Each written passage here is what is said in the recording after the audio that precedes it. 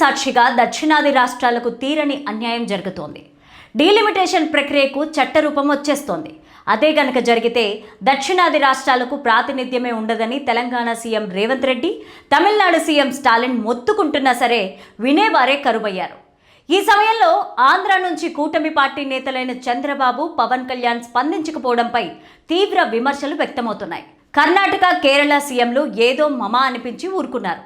ఈ నేపథ్యంలో దక్షిణాది రాష్ట్రాల నేతల తీరుతెన్నులపై సౌత్ న్యూస్ ప్రత్యేక కథనం మీకోసం. డీలిమిటేషన్ చట్టరూపం దాల్చితే దక్షిణాదికి ఎంత నష్టమని సీఎం రేవంత్ రెడ్డి లెక్కలతో సహా నిరూపించారు. ఇక తమిళనాడు సీఎం స్టాలిన్ అయితే మొదటి నుంచి దీనిని తీవ్రంగా వ్యతిరేకిస్తున్నారు. కానీ వీరిద్దరి స్థాయిలో కర్ణాటక సీఎం సిద్ధరామయ్య, కేరళ సీఎం విజయన్ స్పందించడం లేదు. కేంద్రంలోని బీజేపీకి వ్యతిరేకమైనా సరే ఏవో తమ తలనొప్పుల్లో తాము ఉండిపోయారు. ముఖ్యంగా కర్ణాటకలో సీఎం మార్పుపై ఆయన ఇబ్బందుల్లో ఉన్నారు. దీంతో డీలిమిటేషన్ పైన మాట్లాడలేకపోతున్నారు. ఇక విజయన్ అయితే అసెంబ్లీ ఎన్నికల ప్రచారంలో మునిగిపోయారు. అంతేకాదు ఆయన పైన కూడా పలు ఆరోపణలు వచ్చిన నేపథ్యంలో ఉక్కిరిబిక్కిరవుతున్నారు. ఇలా వీరిద్దరూ ఫీల్డ్ నుంచి అవుట్ అయ్యారు. మరోవైపు తమిళనాడులో కూడా ఎన్నికలు జరగనున్నాయి. అయినా సరే టైం చూసుకొని మరి డీలిమిటేషన్ పైన స్టాలిన్ ఫైట్ చేస్తున్నారు. మొత్తానికి దక్షిణాది 5 రాష్ట్రాల నుంచి చూస్తే కేరళ, తమిళనాడులో ఎన్నికలున్నాయి.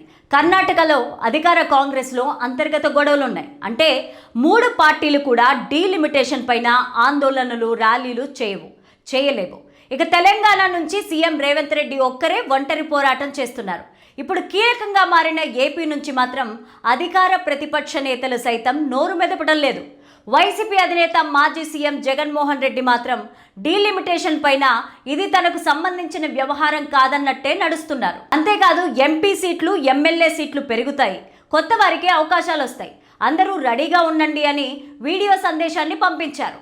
డీలిమిటేషన్ వల్ల దక్షిణాదికి నష్టం వస్తోందని అందరూ నెత్తి కొట్టుకుంటుంటే ఈయన మాత్రం సీట్లు పెరుగుతాయి, హ్యాపీగా ఉండండి, రెడీగా ఉండండి అని చెప్పడం తీవ్ర విమర్శలకు దారితీసింది. ఇక ఇప్పుడు అందరి దృష్టి ఏపీలోని కూటమి నేతలపైనే పడింది.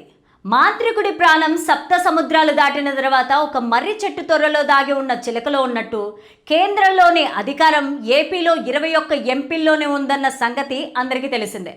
బీహార్ నుంచి నితీష్ కుమార్ని పక్కన పెడితే ఏపీలోని కూటమి నేతలే ఢిల్లీలో చక్రం తిప్పుతున్నారనే సంగతి అందరికీ తెలిసిందే.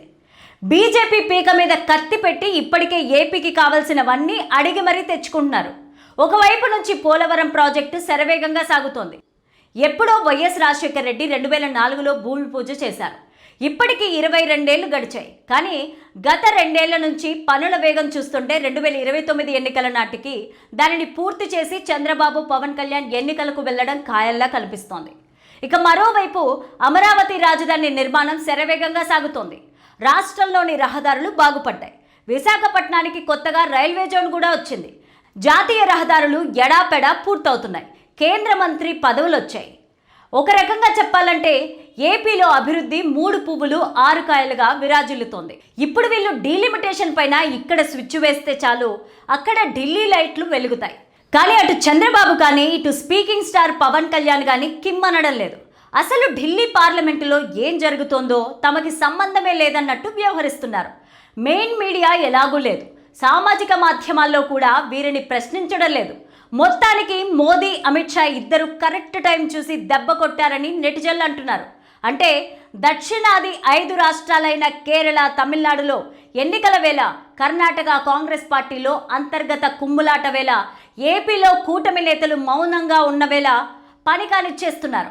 ఇక మిగిలింది ఒక్క తెలంగాణ మాత్రమే.